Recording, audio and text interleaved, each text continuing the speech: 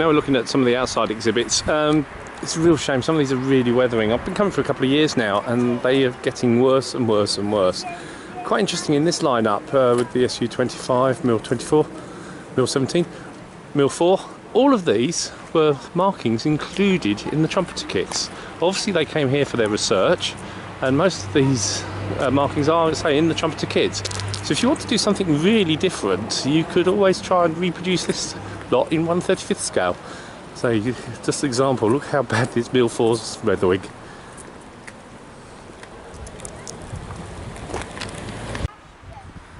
MIL17.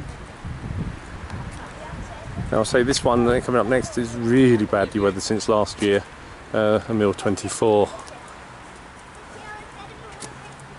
Now it looks like there's some work going on this one because they've taken off the baffles, the exhaust pipes that were at the top. They've all gone now. They were on that last year when we came, but they've been removed. Here we have a Frogfoot. And then we'll turn around and we'll go back the way we've just come. We'll look at some other types, starting with some Beagles. Two-seater and single-seater.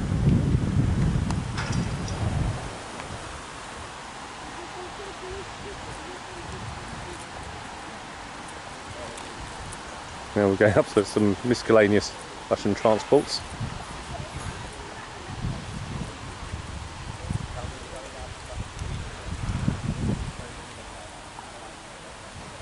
Antonov Fan 24. Now these are still, they used to be based at this airfield.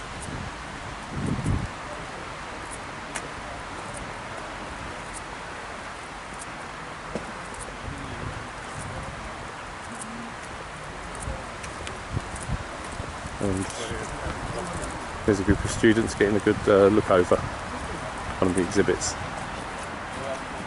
They're not unaccompanied, there is actually a guy with them.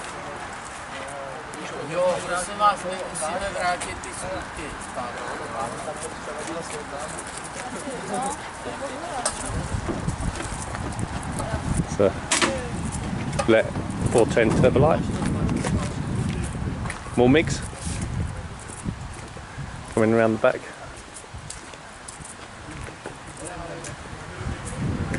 So 17s, 15 UTI, the 15.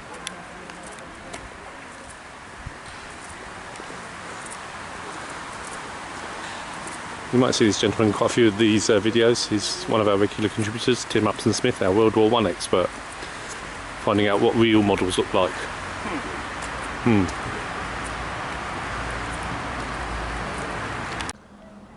This is a post-war hangar. So there's quite a few interesting types here. We have a T-33.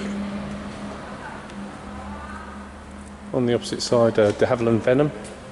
This has got the Swiss nose modification. This is the next Swiss example.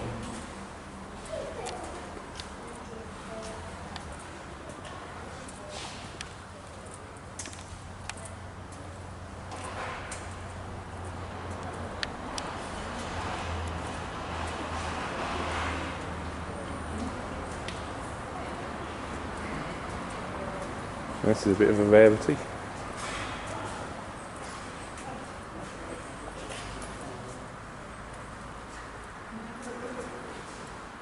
Yak 17. Obviously developed from a propeller-driven aircraft originally. And an Avia S92 Czech Messerschmitt 262.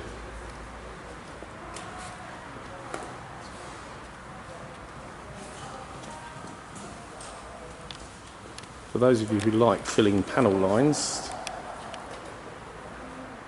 let's have a look at the gaps on that.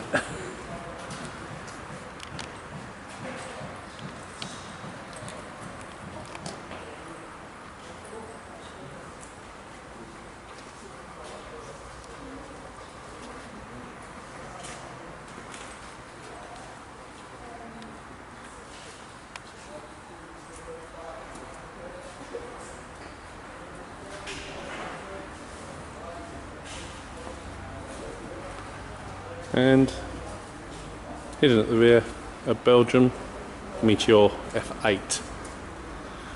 You'll find quite a few foreign types. We'll see a few more in a minute, which will obviously been exchanged. They do a roaring trade in exchanging MiGs for other types from museums around the world.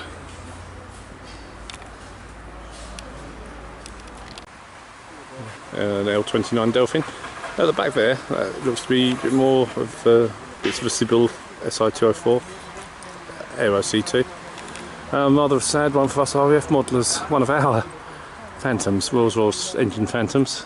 Now I remember this one when this was flying in a lovely glossy blue scheme, which has seen better days now.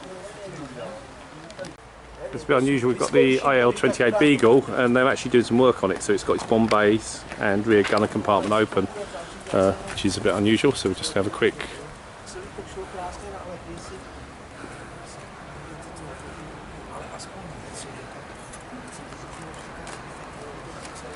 as we say. Not going to really get a chance to see one of these in many places.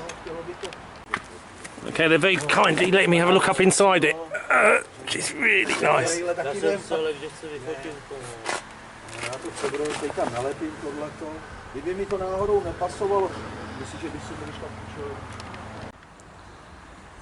Here we have a Tupolev Tu-104 airliner.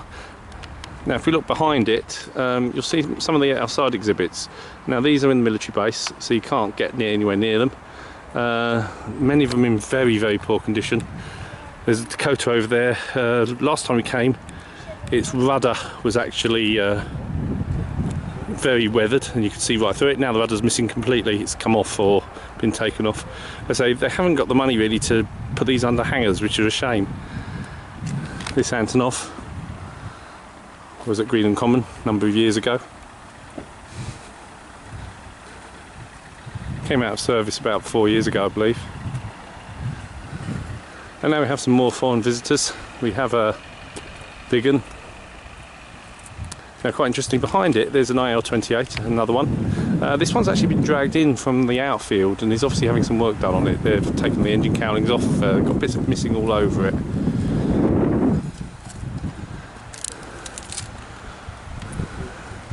Next up a F5 Freedom Fighter, Vietnamese marking. Apparently that was part of a swap.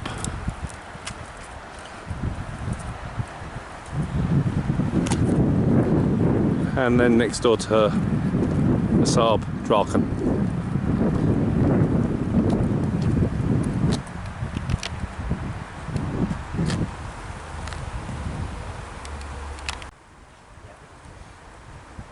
Going back to the early days now with this hangar. Again, this is really distinctive, one of the original hangars.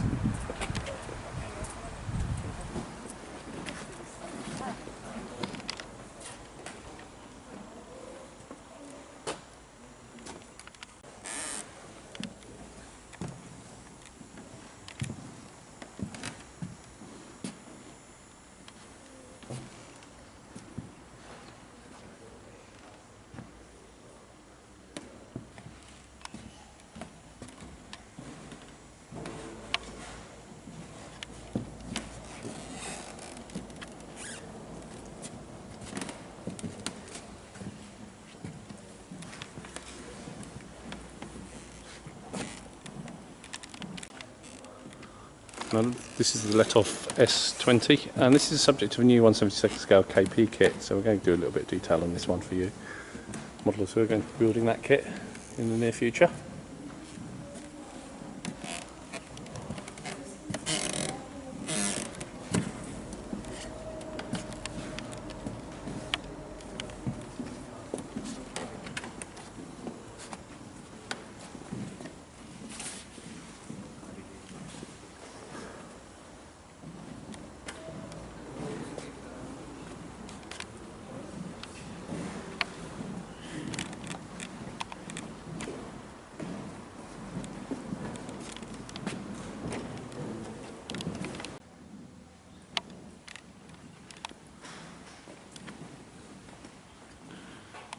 Quite a nice little racer. Unusually, radiators in the wings. So Italian racers used to do that.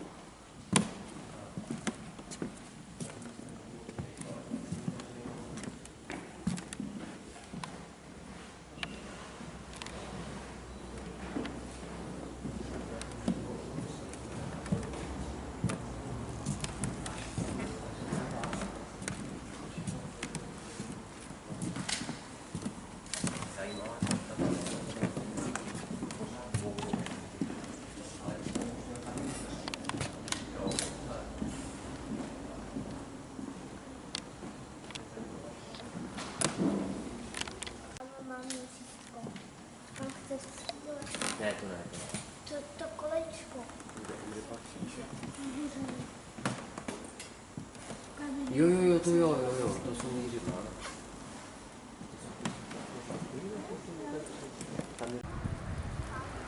here we have more MiGs and Soyuz.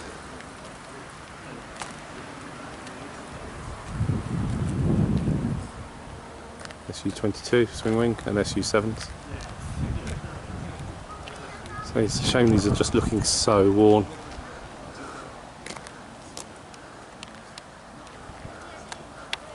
Remnants of day gone by on the old Su-22 from International Air 22 in 1995, nearly 20 years ago now, and it's been here for most of that time since it retired.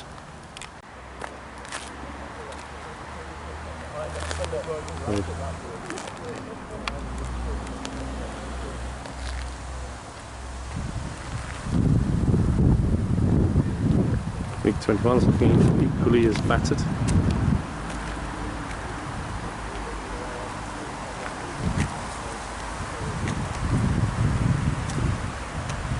So rather an interesting ECM pod fitted to this one.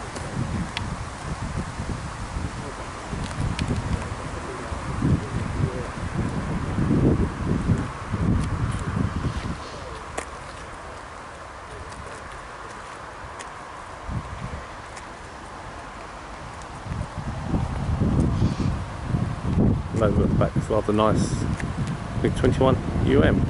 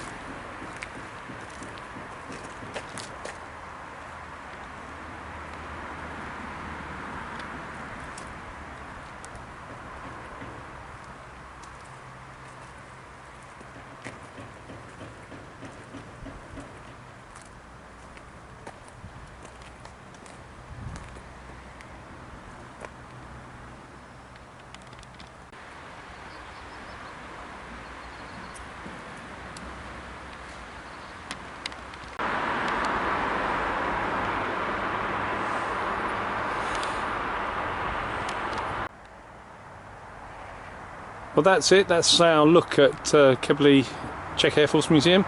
I say really worth a visit if you're in the Czech Republic. Just go do the signs and say open, as it says, May to October, every day except Mondays. If you're in the area, well worth a visit.